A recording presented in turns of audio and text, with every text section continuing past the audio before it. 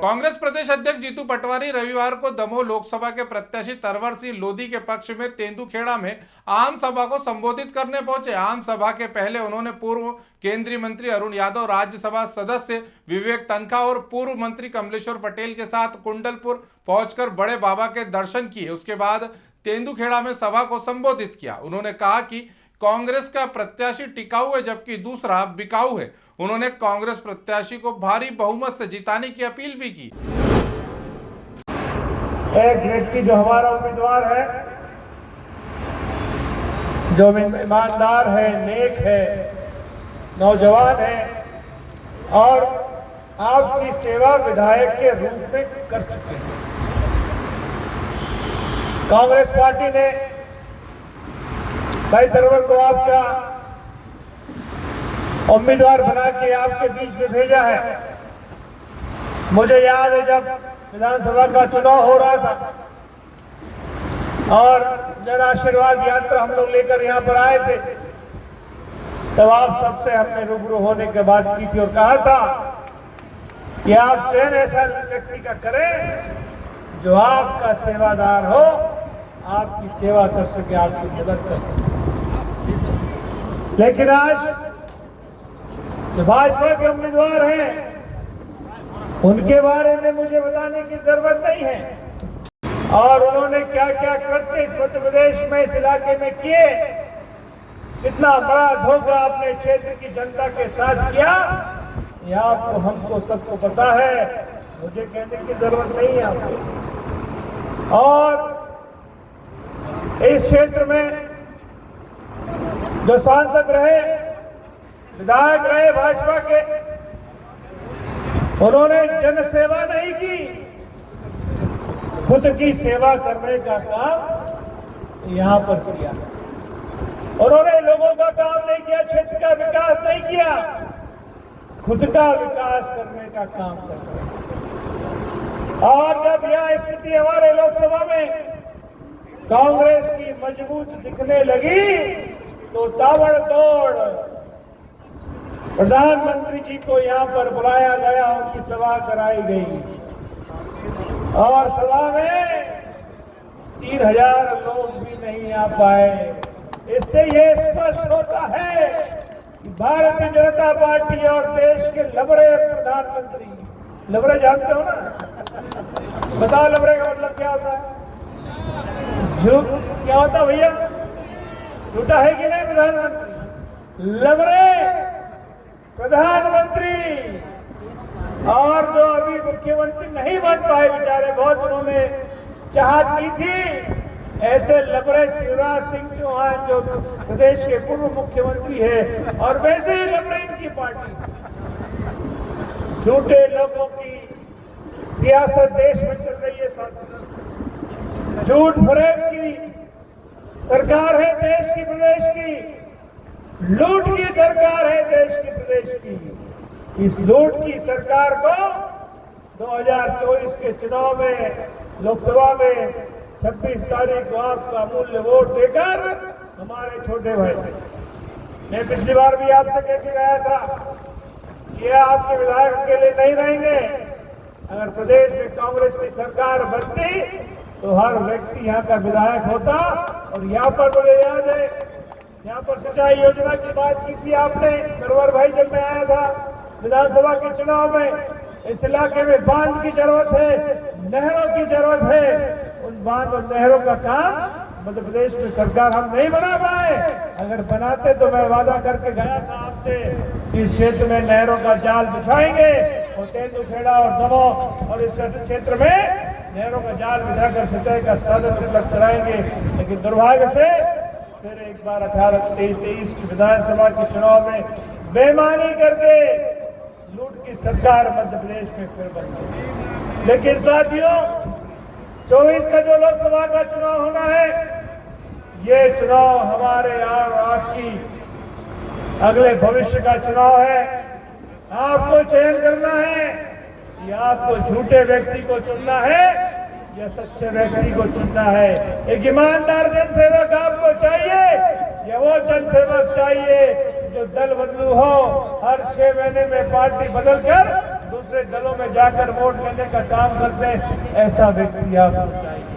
मुझे उम्मीद है कि हमारे छोटे भाई तरवर जी को आप पूर्ण तरीके से सहयोग करेंगे, आशीर्वाद देंगे और दिल्ली भेजेंगे। मैं बता दूं आपको कि मैं एक गरीब किसान का बेटा हूं, मैं कभी किसी के साथ बेईमानी नहीं कर सकता।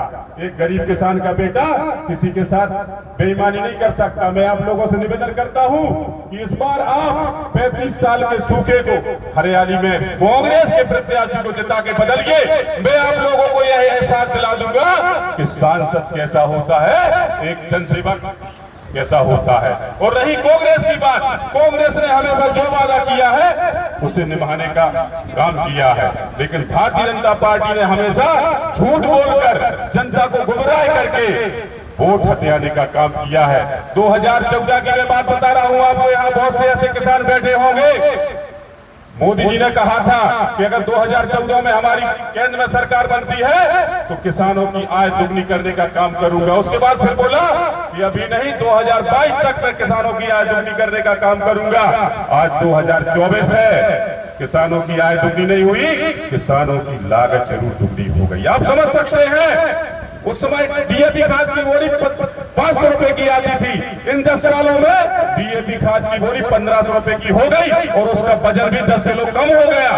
और हमारा गेहूं उस समय 1700 रुपए क्विंटल खरीदा जाता था और आज उस पर मात्र 650 रुपए बढ़ाने का काम किया है भारतीय जनता पार्टी की झूठी सरकार ने और झूठी पार्टी ने।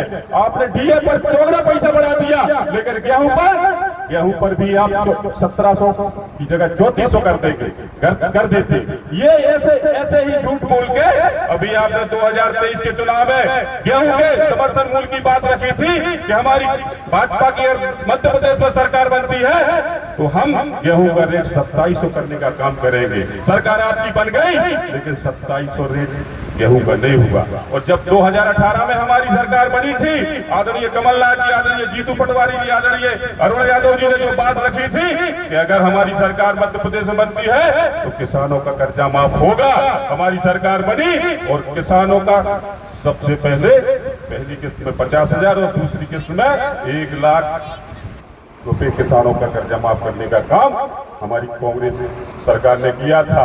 लेकिन इन भारतीय जनता पार्टी को लोगों को लगा अगर किसानों का 2 लाख तक का कर्जा माफ हो गया, ये सरकार 5 साल चल गई तो आने वाली 2-3 पंचवर्षीय हमारी भाजपा की सरकार बनने वाली नहीं। और इन लोगों ने हमारी पूरे मध्य प्रदेश की जनता के आशीर्वाद से बनी हुई सरकार को गिरा दिया। और उन्हीं में शामिल ये लोग पीछे जो आज भारतीय जनता पार्टी की तरफ से यहाँ भाजपा के लोकसभा प्रत्याशी बनकर आपके बीच में वोट मांगने आ रहे हैं, जिन लोगों ने पहले ही दमोह विधानसभा क्षेत्र की जनता के मत को बेचने का काम किया, एक व्यक्ति ने बड़ा बलारा विधानसभा क्षेत्र की जनता के मत को बेचने का काम किया। क्या ऐसे लोग आपका भला कर सकते? मैं आप लोगों से निवेदन करता हूँ ऐसे लोगों को ना चुने, क्योंकि मैं एक बार फिर कहता हूं कि आपके सामने एक गरीब किसान का बेटा है, कभी आपके साथ बेईमानी नहीं करूंगा।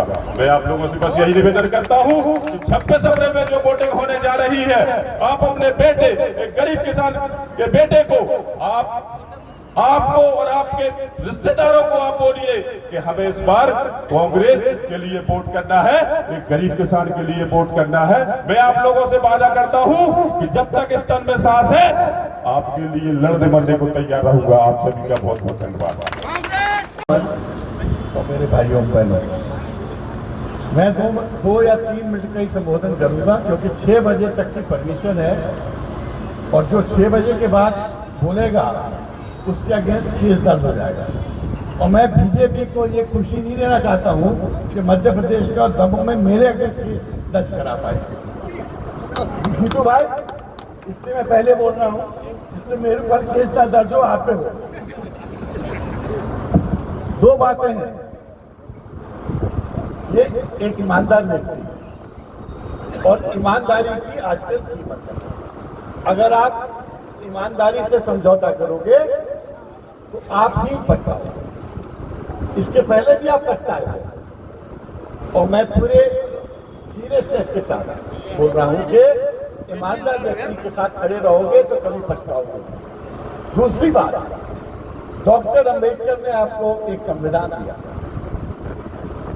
पूरे देश में ये बात प्रतीत है कि अगर बीजेपी इस तरह से 405 4 सीट ऐसी है जिसमें 3 हम जीतेंगे और एक में 50-50 की टक्कर है। ये मध्य प्रदेश की स्थिति है। तो इसका मतलब है ऐसा ही राजस्थान में, ऐसा ही छत्तीसगढ़ में, यहाँ हमारे पास एक भी सीट नहीं थी। इसका मतलब परिवर्तन है। और साउथ में तो बीजेपी का झंडा भी नहीं मिलता है। यहाँ 3000 भी हुए हैं, वहाँ हजार भी मोदी जी की सभा में नहीं हो रहा है। ये एहसास कराता है कि लोगों को 10 साल में जो भारतीय जनता पार्टी ने यातना दी, दुख दिया, महंगाई की मार मारी, जो करप्शन का जो खुला नाच किया, जो बॉन्ड से बीजेपी की कलाई खुल गई, मोदी जी की कलाई खुल गई। तो ये जो भावनाओं में लेके जो अलग अलग भावनात्मक मुद्दों पे बात करते थे, जनता सुनना नहीं चाहती। अब ये नफरत की, घृणा की, भावना की ऐसी बातें करते हैं बीजेपी के लोग, नरेंद्र मोदी लोग उसको नजरअंदाज करते हैं, तिरस्कार करते हैं। अब उनके घर में क्या मिला, सरकार ने क्या दिया, देश कैसा बनाया? अरे आज सवाल यह है कि 75 साल आज़ादी के हो गए, जो स्थिति बनी 10 साल में, संविधान की बात हो रही है, आरक्षण की बात हो रही है, वोट देने के अधिकार की बात हो रही है, रशिया जैसा देश बनाने की क्या बन जाएगा अगर मोदी जी आ गए, ऐसे विचार आ रहे हैं। तो ये क्या एहसास कराता है?